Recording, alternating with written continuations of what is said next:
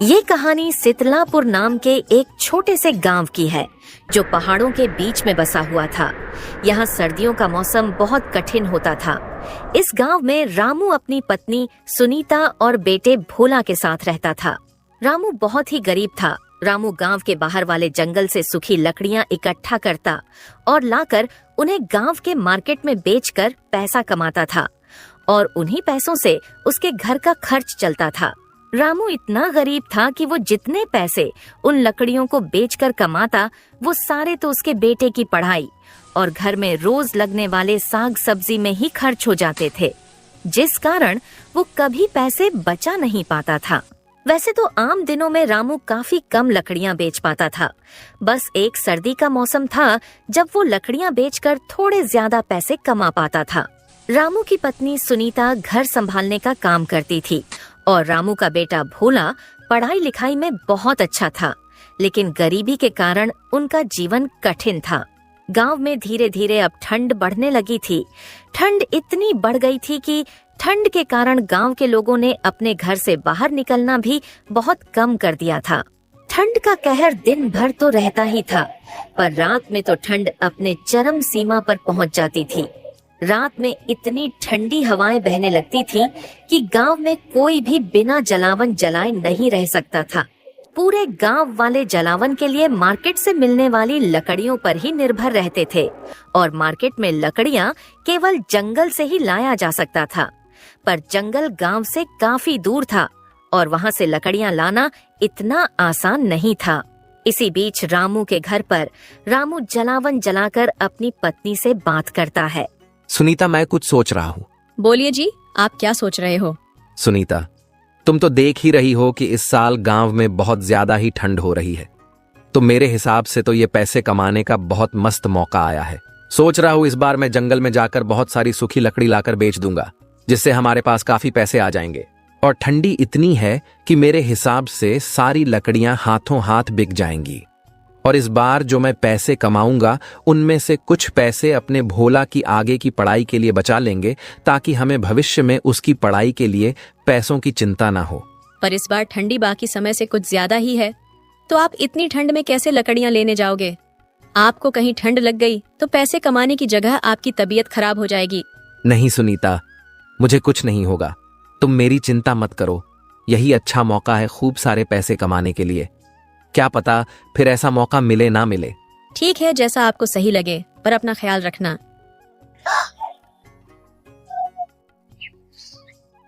अगली सुबह होते ही रामू जंगल की ओर लकड़ियां लेने निकल पड़ता है। रास्ते में बहुत ठंडी हवाएं चल रही थीं, लेकिन रामू बिना किसी कसक के चलता रहता है। कुछ समय चलते चलते रामू जंगल में पहुंच जाता है। चलो, अब जंगल पहुंच गया हूँ तो फटाफट से जलावन लायक लकड़ियां जमा करना शुरू कर देता हूँ। रामू इतनी ठंड में भी लकड़ियां जमा करना शुरू कर देता है।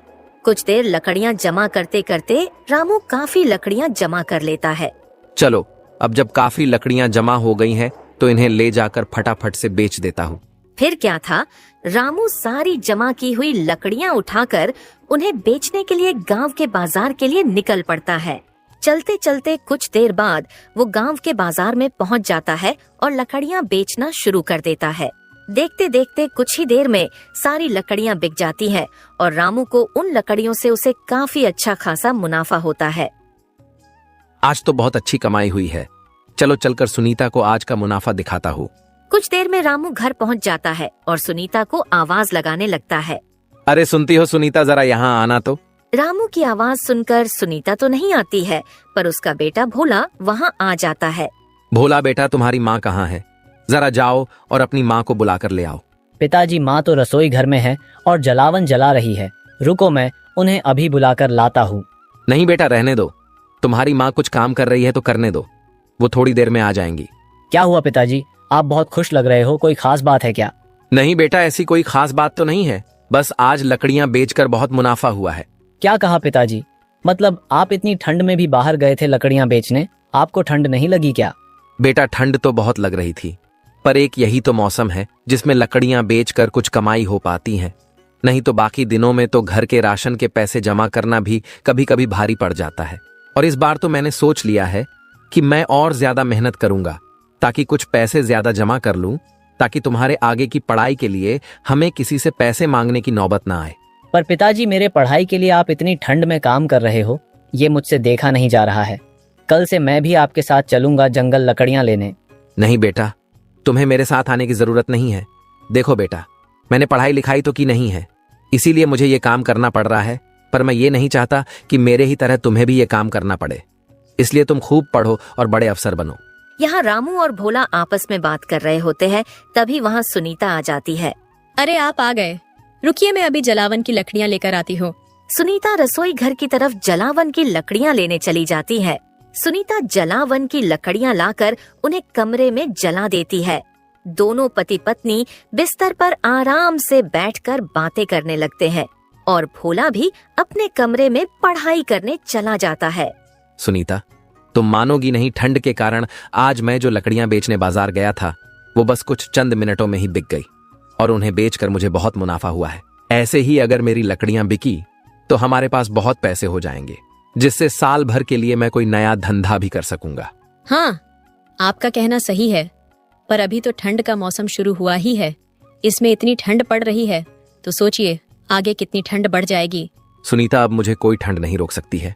मुझे अब बस ये 4 महीने दबाकर लकड़ियां बेचनी है और खूब पैसे कमाना है, ताकि मैं मेरे भोला को एक बहुत बड़ा अफसर बना सकूं। हाँ ठीक है, पर जरा अपने सेहत का भी ख्याल रखा कीजिए, कहीं ठंड लग गई तो लेने के देने पड़ जाएंगे। अगली सुबह रामू फिर लकड़ियां लेने जंगल की ओर चल पड़ता है। चलते चलते रामू गांव के बाहर पहुंच जाता है, पर आज उसे थोड़ा ज्यादा ठंड लग रही थी। बाप रे बाप, आज तो कल के मुकाबले कुछ ज्यादा ठंड लग रही है। चलो, अब गांव के बाहर तो आ गया हूँ, वापस घर तो नहीं जा सकता। आज जैसे तैसे लकड़ियां ले आता हूँ। कल से अपने साथ माचिस लेता चलूंगा, ताकि लकड़ियां इकट्ठा करते वक्त कुछ लकड़ियां पास में जला सकूं। रामू फिर से जंगल की तरफ चल पड़ता है। वह जंगल पहुंचकर फिर से लकड़ियां इकट्ठा करने लगता है। कुछ ही देर में वो फिर से काफी लकड़ियां जमा कर लेता है। चलो, आज के लिए बहुत लकड़ियां जमा कर ली हैं। अब जल्दी इन्हें बेचकर घर चलता हूँ, क्योंकि आज ठंड कुछ ज्यादा लग रही है। रामू फटाफट से बाजार पहुंचकर लकड़ियां बेचने लगता है। कल की तरह आज भी उसकी लकड़ियां बहुत जल्दी बिक जाती हैं, जिन्हें बेचकर वो अपने घर के लिए चल पड़ता है। कुछ दिनों तक ऐसा ही चलता रहता है। रामू जंगल से लकड़ियां लाकर उन्हें बाजार में बेचकर बहुत पैसे कमा रहा होता है। पर अब ठंड का मौसम अपने चरम सीमा पर पहुंचने लगा था। रात तो छोड़ो, दिन में भी कोहरा इतना हो जाता था कि दिन में भी लोगों ने घर से निकलना बंद कर दिया था। इसी बीच एक सुबह रामू लकड़ियां लेने जंगल के लिए निकलने वाला होता है, पर निकलने से पहले वो सुनीता को बताकर जाने की सोचता है। इस साल की ठंड अब अपने चरम सीमा पर पहुंच चुकी है। आज देखूंगा तो ज्यादा लकड़ियां जंगल से लाकर बेच दूंगा, ताकि 2-3 दिनों तक मुझे भी घर के बाहर ना निकलना पड़े। चलो, जाने से पहले सुनीता को बताकर जाता हूँ। ज्यादा लकड़ियां इकट्ठा करने में कहीं देर हो गई तो बेचारी मेरे लिए परेशान होगी। सुनीता, सुनती हो? जरा यहाँ आना तो। रामू की आवाज सुनकर सुनीता वहाँ आ जाती है। क्या हुआ जी, आपने मुझे बुलाया क्या? हाँ सुनीता, मैं लकड़ियां लेने जंगल जा रहा था, तो सोचा तुम्हें बोलता चलूं। क्या कहा? आप लकड़ियां लेने जंगल जा रहे हो, और वो भी ऐसे कड़कती ठंड में? कहीं आप अपना होश गवा बैठे हो क्या? एक बार घर के बाहर जाकर देखो, ठंड के वजह से कोई घर के बाहर नहीं निकल रहा है। लोगों की ठंड के कारण हालत खराब, तो वो लोग तो लकड़ियां लेने भी नहीं आते। हाँ सुनीता, मुझे भी इस बात का अंदेशा है कि ठंड बहुत ज्यादा ही बढ़ गई है, पर आज मैं भी ज्यादा लकड़ियां लेकर आऊंगा जंगल से, ताकि मुझे भी 2-3 दिन घर से बाहर ना निकलना पड़े। और अब से लकड़ियां भी मैं बाजार की जगह अपने घर से बेचना शुरू करूंगा, ताकि मैं जंगल से लकड़ियां सीधा घर ले आऊं बिना बाजार में रुके। ये तो अच्छा रहेगा, पर ठंड बहुत है जी, अपना थोड़ा ज्यादा ध्यान देना। हाँ सुनीता, तुम मेरी फिक्र मत करो। मैं अपने लकड़ियां इकट्ठा करने की जगह पर अब कुछ लकड़ियां जला लेता हूँ, ताकि समय समय पर मैं गर्माहट ले सकूं। फिर क्या था, रामू लकड़ियां इकट्ठा करने जंगल की ओर निकल पड़ता है। इस बार रामू ज्यादा लकड़ियां इकट्ठा करने की सोच से आया था, इसलिए वो बहुत देर तक लकड़ियां इकट्ठा करने लगता है।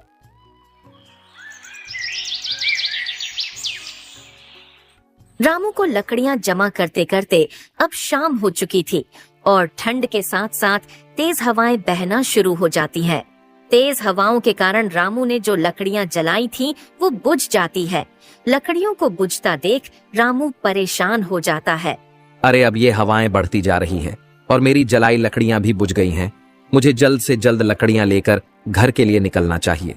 फिर क्या था, वो सारी इकट्ठा की हुई लकड़ियां अपने सिर पर उठाकर घर की तरफ चल पड़ता है।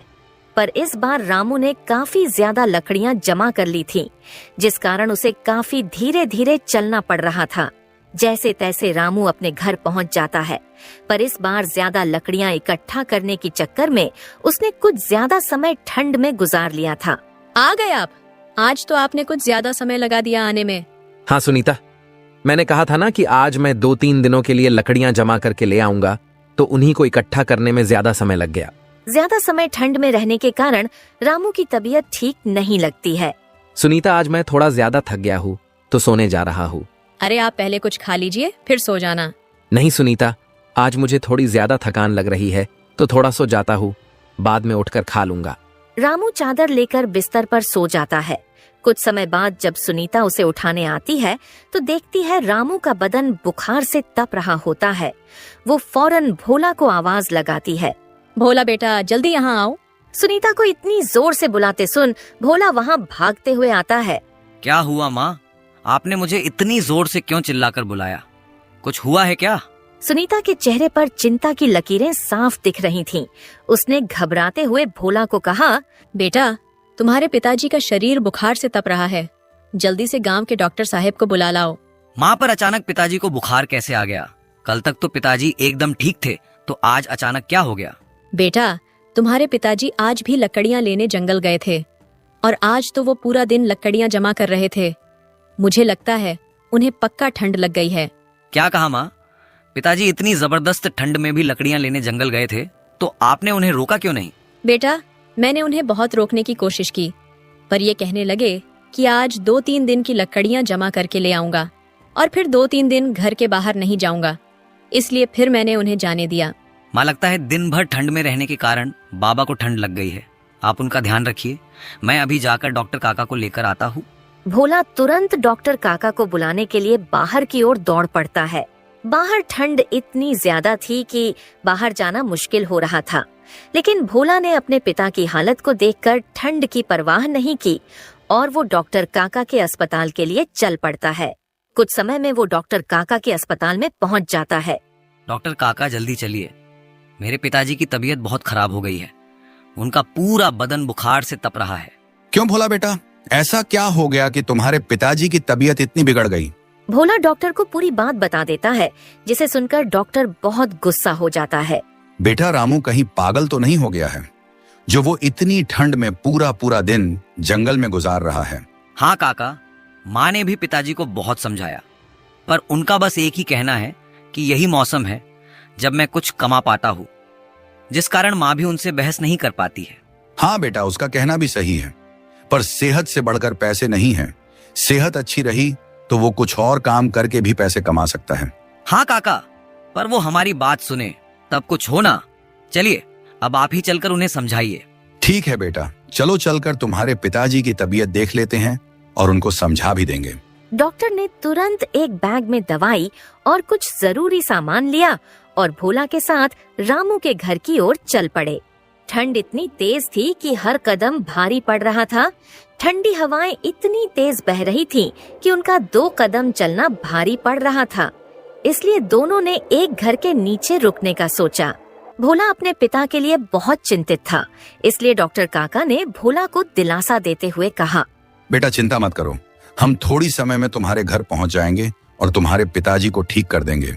थोड़ी देर रुकने के बाद जैसे ही ठंडी हवाओं का चलना थोड़ा कम हुआ, डॉक्टर और भोला ने फिर से रामू के घर की तरफ चलने का निश्चय किया। कुछ ही समय में दोनों रामू के घर पहुंच जाते हैं। जैसे ही डॉक्टर ने रामू को देखा, उन्होंने उसकी नाड़ी जांची और उसकी स्थिति को समझने की कोशिश की। सुनीता, रामू के ज्यादा देर तक ठंड में बाहर रहने के कारण उसको तेज बुखार है और साथ ही ठंड के कारण उसके शरीर में कमजोरी आ गई है। इसे ज्यादा से ज्यादा आराम की जरूरत है। मैं दवाई लिख कर देता हूँ, लेकिन इसे 2-3 दिन तक पूरी तरह आराम करना होगा। डॉक्टर साहब, मैं इन्हें बहुत मना कर रही थी, मत जाइए इतनी ठंड में बाहर लकड़ियां इकट्ठा करने, पर वो मेरी सुनने तैयार ही नहीं थे। हाँ सुनीता, मैं जानता हूँ सारी बात। भोला ने मुझे सब बताया है।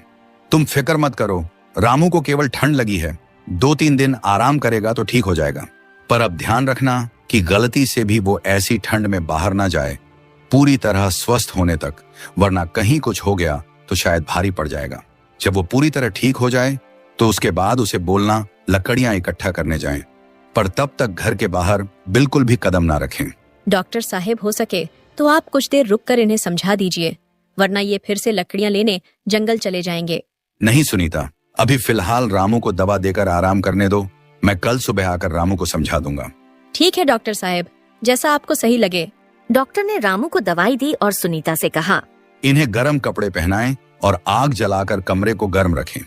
इन्हें बार बार गर्म पानी पिलाते रहें और जितना हो सके आराम करने देना। मैं सुबह दोबारा आऊंगा। रामू को दवाई और सुनीता को अच्छी तरह से समझाकर डॉक्टर वहाँ से चले जाते हैं। डॉक्टर के जाने के बाद सुनीता ने रामू का ख्याल रखना शुरू किया। उसने भोला को भी कहा, बेटा, तुम अपने पिता के पास बैठो, मैं कुछ गर्म कपड़े लेकर आती हूँ। ठीक है माँ, आप पिताजी के लिए गर्म कपड़े लेकर आइए, तब तक मैं पिताजी का ख्याल रखता हूँ। रामू बिस्तर पर लेटे लेटे सुनीता और भोला की बातें सुन रहा था। उसे एहसास हो रहा था कि उसने अपनी सेहत के साथ कितना बड़ा खिलवाड़ किया। उसने भोला को पुकारा, भोला बेटा, मेरे पास आना तो जरा। जी पिताजी, बोलिए, कुछ चाहिए क्या? बेटा, मैंने सोचा था कि ज्यादा पैसे कमाकर तुम्हारी पढ़ाई के लिए बचत कर लूं, लेकिन मैं यह भूल गया कि अगर मेरी सेहत ही ठीक नहीं रही तो मैं तुम्हारे लिए कुछ भी नहीं कर पाऊंगा। पिताजी, आपको मेरी पढ़ाई की इतनी चिंता नहीं करनी चाहिए। मुझे आपकी सेहत की ज्यादा फिक्र है। आप मेरे साथ रहेंगे, यही मेरे लिए सबसे बड़ी बात है। भोला की ऐसी बातें सुनकर रामू भावुक हो जाता है और उठकर बैठ जाता है। रामू की आंखों में आंसू आ गए। उसने भोला को कहा, बेटा, तुमने मुझे आज सिखाया कि परिवार की खुशी और सेहत सबसे जरूरी है।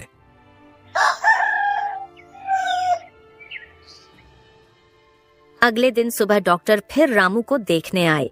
इस बार रामू ने डॉक्टर से कहा, डॉक्टर साहब, आप सही कह रहे थे। मैं पैसे कमाने की धुन में अपनी सेहत को नजरअंदाज कर रहा था। अब मैं पहले अपना ध्यान रखूंगा और फिर कोई काम करूंगा। ये बात समझने के लिए शुक्रिया। रामू, तुम अपने परिवार के लिए बहुत कुछ कर रहे हो, लेकिन आपको यह याद रखना होगा कि आप सेहतमंद रहेंगे तभी अपने परिवार के लिए खड़े रह पाएंगे। रामू ने डॉक्टर से वादा किया कि वह अब ज्यादा ठंड में जंगल नहीं जाएगा। उसने यह भी तय किया कि वह गांव के अन्य लोगों के साथ मिलकर लकड़ियां इकट्ठा कर, ताकि ठंड के दिनों में यह काम अकेले न करना पड़े।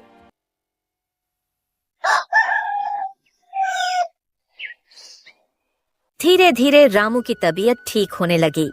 उसने गांव के कुछ और गरीब लोगों को अपने साथ जोड़ लिया और एक नई योजना बनाई।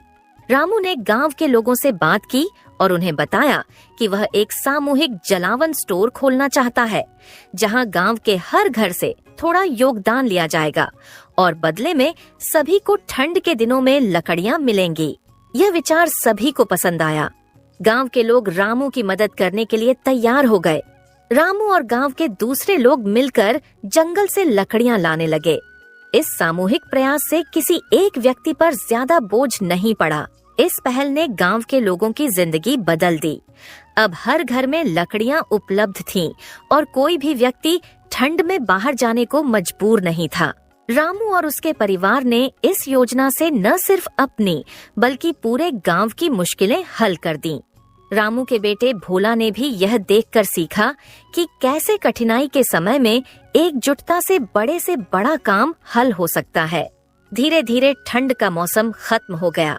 रामू ने जो पैसे बचाए थे उनसे उसने भोला की पढ़ाई के लिए निवेश किया और गांव के लिए एक नई उम्मीद की मिसाल बन गया।